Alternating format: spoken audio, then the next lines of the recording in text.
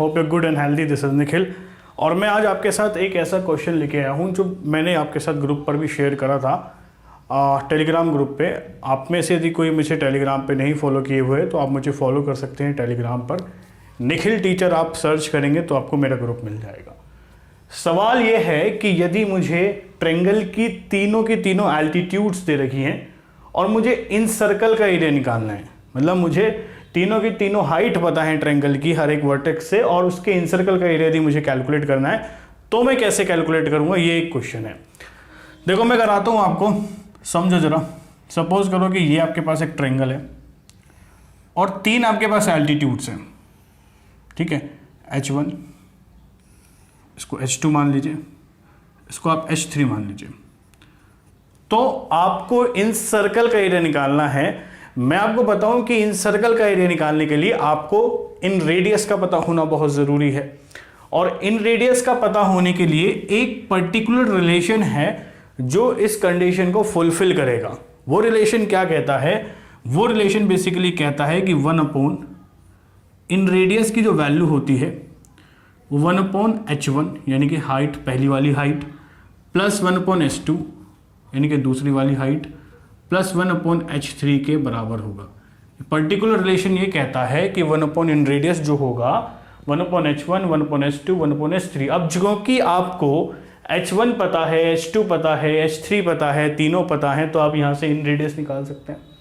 और जब आपका इन रेडियस आ जाएगा तो आप एरिया भी निकाल सकते हैं, क्योंकि आप जानते हैं कि πr² एरिया निकालने के लिए यूज होता है, ठीक है। अब सवाल बच्चों के मन में कहीं ना कहीं ये डाउट रहा होगा कि सर ठीक है आपने ये रिलेशन लिख दिया, लेकिन रिलेशन क्यों फुलफिल हो रहा है और कैसे फुलफिल हो रहा है, थोड़ा सा इसकी क्लैरिटी मिल जाए तो और ज़्यादा कॉन्फिडेंस हमारा बूस्टअप हो जाएगा। तो आइए मैं इसको बताता हूँ कि ये कैसे फुलफिल हो रहा है, ज़रा ध्यान से देखिएगा। देखिए सपोज करिए कि ये आपका ट्रायंगल है ABC, एंगल A के सामने वाली साइड A, एंगल B के सामने वाली साइड B और एंगल C के सामने वाली साइड C। यदि मैं एरिया ऑफ ट्रायंगल की बात करूँ, ट्रायंगल के एरिया की बात करूँ, तो ट्रायंगल के एरिया को आप यदि BC को बेस मानते हो तो ये A आपका बेस हो जाएगा, ये आपकी हाइट हो जाएगी, और आप इसे लिख सकते हैं कितना हो जाएगा, हाफ AH1, ठीक है। यदि आप इसको AC को बेस मानते हैं और इसको हाइट मानते हैं H2 को, तो उस केस में आप एरिया लिख सकते हैं कितना हो जाएगा, हाफ BH2। बट आप यदि C वाली साइड को यानी कि AB को यदि बेस मान रहे हैं तो एरिया क्या हो जाएगा, हाफ CH3। ये बात आप समझे या नहीं समझे, ठीक है। ये बात आपको समझ में आई या नहीं आई सर? तो ये आपका क्या है, ये आपका एरिया का हिसाब किताब है सर। एरिया को हम इतने अलग अलग तरीके से रिप्रेजेंट कर सकते हैं, अलग अलग हाइट मानते हुए, अलग अलग बेस मानते हुए, ठीक है। यहाँ से यदि मैं इस एरिया को रिप्रेजेंट कर रहा हूँ डेल से, तो आप ये कहेंगे, मैं बता दूँ मैं डेल से रिप्रेजेंट कर रहा हूँ एरिया को, कन्फ्यूज मत होइएगा। जहाँ पे डेल लिखा है इसका मतलब एरिया। तो यहाँ से आप साइड्स को अलग अलग लिख सकते हैं। आप ये कह सकते हैं कि A की वैल्यू को सर मैं लिख सकता हूँ 2del/H1, ठीक है। B की वैल्यू को लिख सकता हूँ 2del/H2, और C की वैल्यू को मैं लिख सकता हूँ 2del/H3। लिख सकता हूँ नहीं लिख सकता हूँ, ठीक। आपने एक पर्टिकुलर रिलेशन पढ़ा होगा, मैंने आपको इन रेडियस जब पढ़ाया, इन सर्कल जब पढ़ाया, तब मैंने वो चीज़ बताई थी कि जहाँ पे सारे के सारे एंगल बाइसेक्टर मीट होते हैं वो इन सेंटर होता है। और जैसे मैंने आपको ये कहा था कि जहाँ पे सारे के सारे आपके एंगल बाइसेक्टर मीट हो जाएं वो आपका इन सेंटर होता है, और ये डिस्टेंस इक्वी डिस्टेंस होता है। इसको रेडियस मानते हुए आप एक सर्कल ड्रॉ करते हैं ट्रायंगल के अंदर, जिसे इन सर्कल कहा जाता है। तो यहाँ पे एक पर्टिकुलर रिलेशन भी हमने डेवलप कर रहा था कि इन रेडियस जो होती है किसी भी ट्रायंगल की, जो इन रेडियस होती है वो area of triangle upon semi perimeter होती है।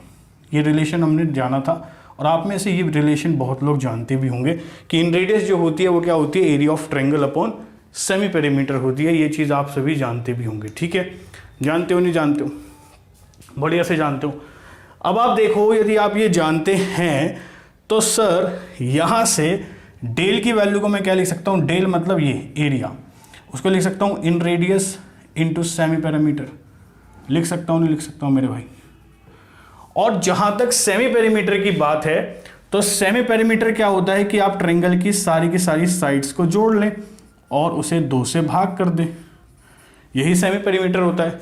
तो यहाँ पे देखिए मैं सारी की सारी साइड्स लेता हूँ और उन्हें जोड़ता हूँ। तो यदि मैं जोड़ रहा हूँ तो क्या हो जाएगा, 2del/H1 plus 2del/H2 plus 2del/H3 divided by 2। देखो भाई यहाँ से क्या कॉमन आ रहा है, 2 कॉमन आ जाएगा, क्या बचेगा del upon H1 plus del upon H2 plus del upon H3, और नीचे क्या बचेगा हमारा 2 बचेगा, 2 से 2 कैंसिल हो जाएगा, यानी कि सेमी पैरामीटर की जो वैल्यू है वो किसके बराबर हो जाएगी, del upon H1 plus del upon H2 plus del upon H3 के बराबर हो जाएगी नहीं हो जाएगी।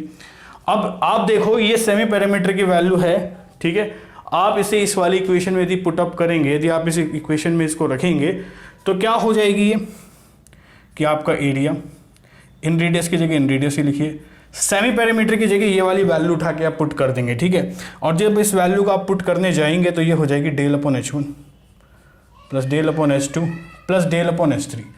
अब यहाँ पे देखिएगा कि डेल आपका कॉमन आ जाएगा, बताओ आ जाएगा नहीं आ जाएगा, डेल आपका कॉमन आ जाएगा और अंदर बचेगा 1 upon H1 plus 1 upon H2 plus 1 upon H3। तो यहाँ से आप ये कहेंगे कि सर ऐसा है, स्थिति ऐसी है कि इससे कट जाएगा और 1 अपॉन इन रेडियस की जो वैल्यू हो जाएगी वो किसके बराबर हो जाएगी, 1 upon H1 plus 1 upon H2 plus 1 upon H3 के बराबर। यही चीज़ मैंने आपको डायरेक्टली सबसे पहले बताई थी कि कभी भी यदि आपको एल्टीट्यूड्स दी गई हैं और इन रेडियस के टर्म्स में रिलेशन देखना है तो वो क्या होता है, 1 अपॉन इन radius 1 upon H1 plus 1 upon H2 plus 1 upon H3, ठीक है। तो एक्सपेक्टेड चीज़ है, हो सकता है एग्जामिनेशन में आपसे पूछा जाए। चलिए इस क्वेश्चन पे यदि बात करें तो अब आपको ये चीज़ तो पता लगी गई है सर, ठीक है। अब आप देखिए यहाँ पे रखेंगे वैल्यू तो 1 अपॉन इन रेडियस कितनी हो जाएगी, चला देखिएगा 1 upon 10 plus 1 upon 12 plus 1 upon 15, LCM लीजिएगा कितना आ जाएगा 60, 6 प्लस 5 प्लस 4 ये हो जाएगा, यानी कि 15/60 ये हो जाएगा, 1/4 आप कह सकते हैं, जहाँ से आप इन रेडियस की वैल्यू बोलेंगे कि सर वो 4 है और एरिया की वैल्यू आप बोलेंगे पाई आर स्क्वायर, तो कितना हो जाएगा 16 पाई इज़ द राइट आंसर, ठीक है। I hope you have got it, ठीक है, आप सभी को समझ में आया होगा। तो इसी तरह पढ़ते रहो और आप मुझे अनअकैडमी पे फॉलो कर सकते हैं for live and structure learning. पढ़ते रहिए मेरे साथ। जैसे ही आप अनअकैडमी लर्निंग ऐप को डाउनलोड करेंगे, सर्च करिएगा निखिल शर्मा और मेरी प्रोफाइल को आप फॉलो कर सकते हैं।